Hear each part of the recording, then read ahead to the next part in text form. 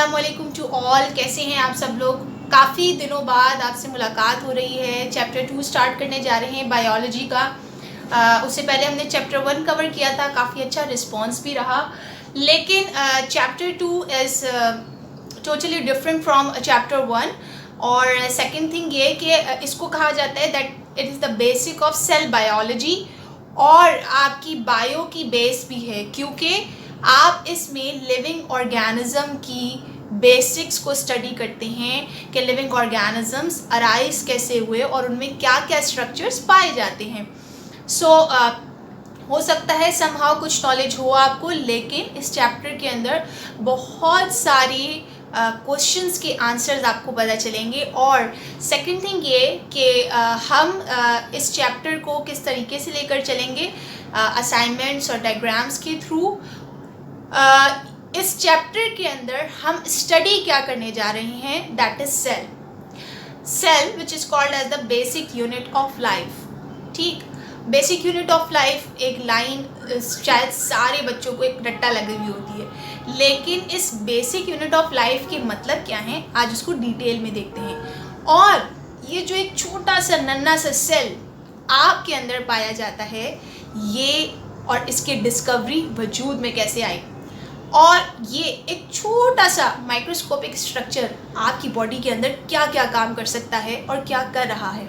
ठीक है, तो स्टार्ट करते हैं। अच्छा, कभी अगर एक बिल्डिंग तामीर करनी हो या किसी भी घर की बुनियाद रखनी हो, किसी भी बिल्डिंग की बुनियाद रखनी हो, तो आप सबसे पहले क्या रखते हैं? मतलब सबसे पहली चीज़ आप क्या करते हैं? डॉक्यूमेंट्स तैयार करते हैं? नहीं। एक मजदूर उस घर की बुनियाद रखने के लिए सबसे पहले क्या करेगा? वो एक ब्रिक रखेगा और फिर उसके बाद दूसरी ब्रिक रखेगा, then third brick, fourth and so on. ऐसा ही है। तो एक बिल्डिंग की बुनियाद के लिए आपको सबसे पहली चीज़ क्या चाहिए? एक ईंट। एक ईंट के बाद दूसरी, तीसरी, चौथी, और ऐसे बहुत सारी ब्रिक्स ज्वाइन होकर एक बिल्डिंग तामीर करती हैं।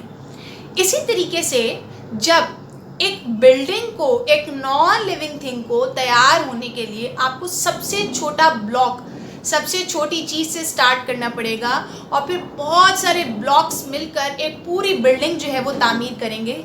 इसी तरह आप यानी कि हम सब और तमाम जानदार जो बने हैं, हम तमाम जानदारों के लिए भी एक छोटा सा स्मॉल सा यूनिट है, and that is called cell.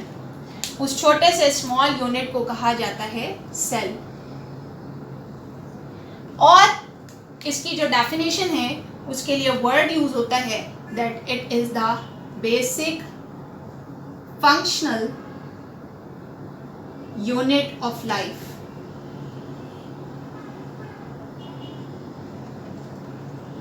ठीक, अब इस basic functional unit of life के मतलब क्या है? ये basic functional unit of life आपके अंदर क्या तहलका मचा सकता है और क्या कर रहा है। एक्चुअली अगर आप देखें, एक तितली का पर वो भी कंपोज हुआ हुआ है सेल से। एक प्लांट की शाख, वो भी किससे कंपोज हुई है? सेल से। आपके हेयर का स्ट्रक्चर, वो भी किससे कंपोज हुआ हुआ है? सेल से।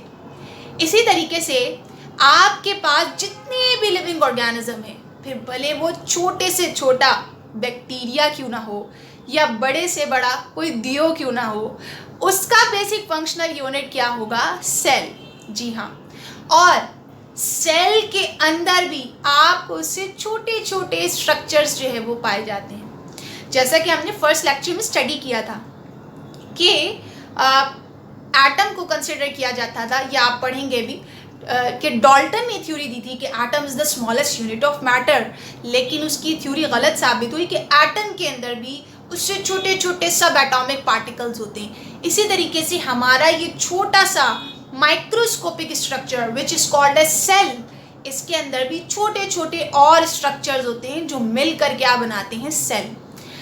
सेल कंबाइन होकर क्या बनाता है? बहुत सारे सेल कंबाइन होकर क्या बनाते हैं? टिश्यूज़, यानी कि प्लांट टिश्यूज़ और एनिमल टिश्यूज़। टिश्यूज़ के अंदर ये कैपेबिलिटी होती है कि वो ऑर्गन्स, डिफरेंट आज़ा बना सकते हैं। जब टिश्यूज कंबाइन होते हैं they will combine and form organ, और ऑर्गन्स कंबाइन होकर क्या बनाते हैं? सिस्टम्स। ऑर्गन्स कंबाइन होकर क्या बनाते हैं? System, and the system will combine and form an organism. ठीक है, तो किसी भी लिविंग ऑर्गेनिज्म को बनने के लिए एक सीक्वेंस रिक्वायर है। एक भी सीक्वेंस टूट जाए तो वो आपके पास कंप्लीट नहीं होगी। ये आपके पास है कि लाइफ किस तरीके से ऑर्गेनाइज हुई है। पहले cell, then tissue, then organs, उसके बाद सिस्टम और ऑर्गेनिज्म।